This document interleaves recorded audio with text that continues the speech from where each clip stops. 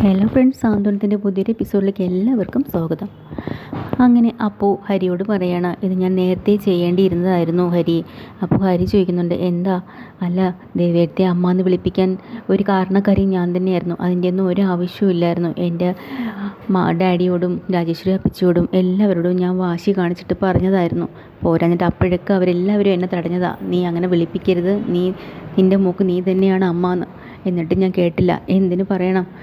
ജയന്തി എഴുത്തി പോലും ഇവിടെ വരുമ്പോഴൊക്കെ പറയാറില്ലേ, നീ ദേവേട്ടത്തെ വെറുതെ നീ അമ്മ എന്ന് വിളിപ്പിച്ച് ശീലിപ്പിക്കരുതെന്ന്. എന്നിട്ട് ഞാനതനുസരിച്ചില്ല.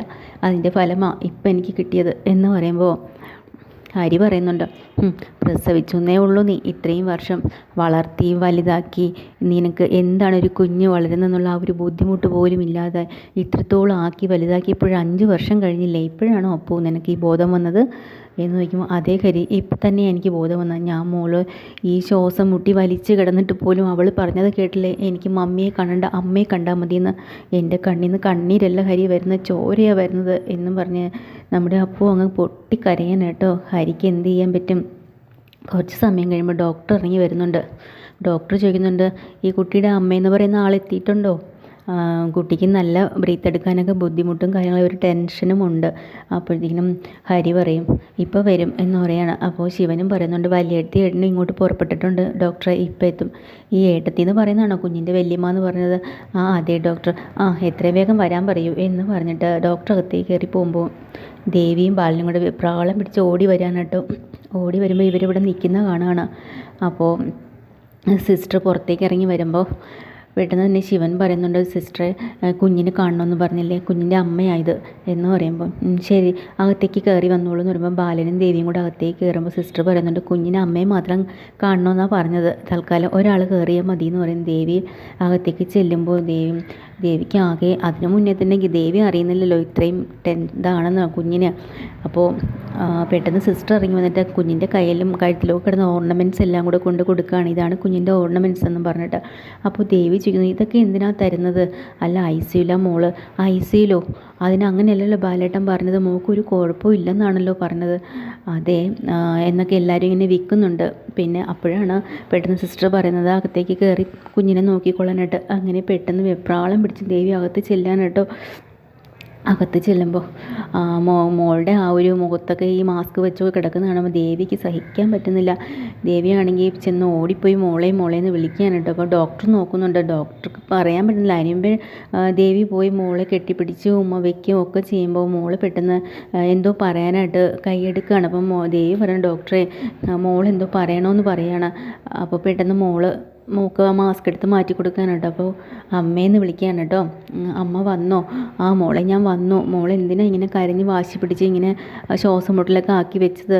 അത് അമ്മയും മമ്മിയും കൂടെ വഴക്കായില്ലേ? അമ്മേനെ മമ്മി വഴക്ക് പറഞ്ഞില്ല, അത് കേട്ടിട്ട് എനിക്ക് വിഷമമായി. അതുകൊണ്ടാണ്. അമ്മയ്ക്ക് എൻ്റെ മമ്മിയോട് പിണക്കമുണ്ടോ? ഒരു പിണക്കവും ഇല്ല മോളെ, ഒരു ദേഷ്യമോ പിണക്കോ ഒന്നുമില്ല. മോള് സമാധാനമായിട്ടിരിക്കും. ഇതൊക്കെ കണ്ട ഡോക്ടറിന് സത്യം പറഞ്ഞാൽ എന്തോ ഒരു അത്ഭുതം നടക്കും പോലെ തോന്നുന്നു കേട്ടോ. ഇവരുടെ ആ ഒരു ആത്മബന്ധം കണ്ടിട്ട് നോക്കി ചിരിച്ചിട്ട് നിൽക്കുകയാണ്. അപ്പോൾ മോള് സമാധാനമായിട്ട് ഉറങ്ങുക, അമ്മ പുറത്ത് തന്നെ ഉണ്ടാവും.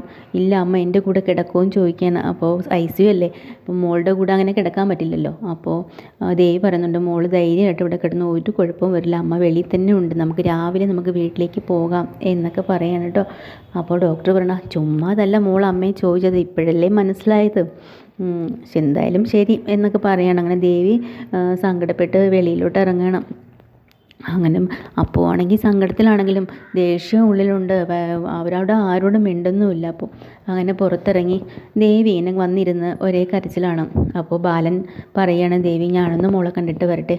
വേണ്ട ബാലേട്ടാ, ഇപ്പം എന്തായാലും ബാലേട്ടൻ മോളെ കാണണ്ട, അവൾക്ക് ഓക്സിജനൊക്കെ കൊടുത്തിരിക്കുകയാണ്. പിന്നെ ഞാൻ അവളോട് ഉറങ്ങാൻ പറഞ്ഞിട്ട് വന്ന് ഇപ്പോൾ ഉറങ്ങിക്കാണും, മോള് നന്നായിട്ട് ഉറങ്ങട്ടെ, ഇപ്പം എന്തായാലും കാണണ്ടെന്ന് പറയാം. അങ്ങനെ ബാലനും അവിടെ ഇരിക്കണം. ആ സമയത്ത് അഞ്ജു ഇത്രയും സമയമായിട്ട് പോയവരെ കണ്ടില്ലല്ലോ എന്നും പറഞ്ഞ് ശിവനെ വിളിക്കുകയാണ്. അങ്ങനെ ശിവൻ വിളിച്ചുടനെ പറയുന്നത്, അഞ്ജു നീ ഇതുവരെ ഉറങ്ങിയില്ലേ, നിന്നോട് ഉറക്കളയ്ക്കരുതെന്നല്ലേ ഡോക്ടർ പറഞ്ഞത്? എന്താ ശിവേട്ടാ ഇത്? ഇപ്പോഴും അതാണോ അത്യാവശ്യ കാര്യം? ഇവിടുന്ന് കുഞ്ഞിന് എങ്ങനെയുണ്ടെന്ന് അറിയാനല്ലേ ഞാൻ വിളിച്ചത്. ദേവിയെത്തിയും ഏട്ടനും ഇവിടുന്ന് പോയിട്ട് എത്ര സമയമായി, ഒരു വിവരവും ഇല്ല. കുഞ്ഞിൻ്റെ കാര്യം എന്തായി? അപ്പോൾ ശിവൻ ഇങ്ങനെ പറഞ്ഞുകൊണ്ടിരിക്കുകയാണ്. അവർ എത്തിയിട്ടുള്ളതും കുഞ്ഞിനെ കണ്ടതും എല്ലാമൊക്കെ ഇങ്ങനെ പറഞ്ഞുകൊണ്ടിരിക്കുന്ന സമയത്ത് പെട്ടെന്ന് സിസ്റ്റർ ഡോർ തുറന്ന് ഇറങ്ങി വരുന്നുണ്ട്. ഓടിപ്പോകുന്നു. ഡോക്ടർ എല്ലാവരും ഓടി വെപ്രാളം പിടിച്ച് കുഞ്ഞിൻ്റെ ഐസിയുലേക്ക് കയറി പോവുകയാണ്. പെട്ടെന്ന് ശിവനാണെങ്കിൽ ഫോണ് വെച്ചിട്ട് ഓടിപ്പോയി കേട്ടോ, എന്താ സംഭവിക്കുന്നതെന്ന് അറിയാനായിട്ട്. അവിടെ ചെല്ലുമ്പോഴത്തേക്കും ബാക്കി എല്ലാവരും ടെൻഷനായി നിൽക്കുകയാണ്. അപ്പോൾ ബാലൻ ഹരിയോട് പറഞ്ഞ് സമാധാനമായിട്ട് ഇരിക്കടാ, ഒന്നും വരില്ല. അപ്പോഴത്തേക്കിനും ഡോക്ടർ ഇറങ്ങി വരുന്നുണ്ട് കേട്ടോ. അപ്പോൾ ഡോക്ടർ ഇറങ്ങി വന്നിട്ട് പറയുകയാണ്, എന്തായാലും മോളുടെ ആ ഒരു സഫക്കേഷനും വെപ്രാളവും ഒക്കെ നല്ല മാറ്റമുണ്ട് കേട്ടോ. അപ്പോൾ ഓക്സിജൻ മാസ്ക് ഞാനിപ്പോൾ മുഖത്തുനിന്ന് മാറ്റിയിട്ടുണ്ട്. സ്വന്തമായിട്ട് അവൾക്ക് ശ്വസിക്കാനുള്ള ഒരു പ്രാപ്തി വന്നിട്ടുണ്ട്. എന്തായാലും ഈ വല്യമ്മ തന്നെയാണ് കേട്ടോ കാരണം. മാഡം എന്തായാലും സമയത്തിനെങ്കിൽ എത്തിയല്ലോ, അത്രയും ഭാഗ്യം. ആ ഒരു കണ്ട് സംസാരിച്ചപ്പോൾ തന്നെ കുഞ്ഞിൻ്റെ ആ ഒരു വെപ്രാളവും എല്ലാം മാറിയിട്ടുണ്ട്. എന്തായാലും താങ്ക്സ് എന്ന് ദേവിക്ക് പറയാനാണ്. ദേവി കാരണം തന്നെയാണ് കുഞ്ഞ് രക്ഷപ്പെട്ടതെന്ന് ഡോക്ടർ പ്രത്യേകിച്ച് എടുത്ത് പറയാനുണ്ട്. ഇതൊക്കെ കണ്ടിട്ട് അപ്പൂനും സഹിക്കാൻ പറ്റുന്നില്ല. അപ്പൂ ഇങ്ങനെ നിൽക്കുകയാണ്. അപ്പോൾ ഡോക്ടർ പറയുന്നുണ്ട്, ഇനിയിപ്പം മോൾക്ക് കുഴപ്പമൊന്നുമില്ല, പേടിക്കണ്ട. എന്തായാലും കുറച്ച് നേരം കൂടെ ഒബ്സർവേഷൻ ഇരിക്കട്ടെ, രാവിലെ നിങ്ങൾക്ക് ഡിസ്ചാർജായി പോവാമെന്ന് പറയണം കേട്ടോ. ആ സമയത്ത് നമ്മുടെ ദേവിക്ക് സമാധാനമായി. അപ്പോൾ ദേവിയും ബാലനോട് പറയുന്നുണ്ട്, നമുക്കെന്നാൽ പോയാലോ?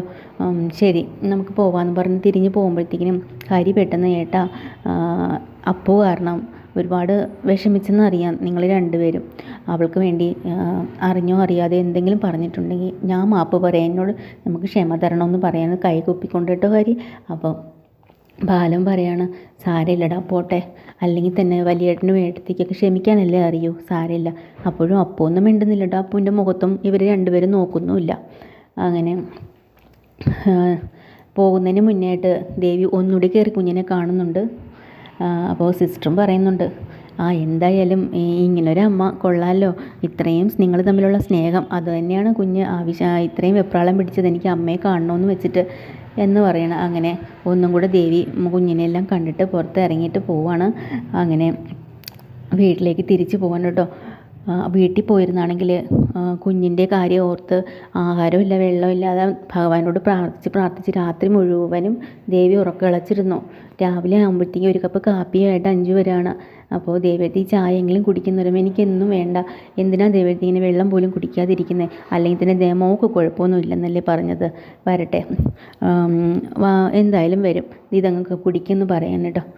എന്നിട്ട് 5 പറയണം, ഈ അപ്പോൾ ഇങ്ങനെ എന്തിനാ മോളോട് ഇങ്ങനെ ചെയ്തത്, പണ്ടും മോൾക്ക് കരച്ചിലും സങ്കടമൊക്കെ വരുമ്പോൾ ഇങ്ങനെ സംഭവിച്ചിട്ടുള്ളതല്ലേ, ഇത് ആദ്യമായിട്ടല്ലല്ലോ. ഇനിയിപ്പോൾ എന്തായാലും ഒരു കാര്യം ഉറപ്പായി, അപ്പൂന് ഇനി ഒരിക്കലും ദേവ്യത്തിയുടെ കയ്യിൽ നിന്ന് ദേവൂട്ടിയെ പിടിച്ച് വാങ്ങാനും മാറ്റി നിർത്താനും ഒന്നും പറ്റില്ല എന്നിങ്ങനെ പറയാൻ കേട്ടോ. അതാണ് ഇന്നത്തെ എപ്പിസോഡിൽ. പുതിയൊരു എപ്പിസോഡുമായി വീണ്ടും വരാൻ. ചാനൽ ഇഷ്ടമായി ലൈക്ക് ചെയ്യുക, ഷെയർ ചെയ്യുക, സബ്സ്ക്രൈബ് ചെയ്യുക. താങ്ക്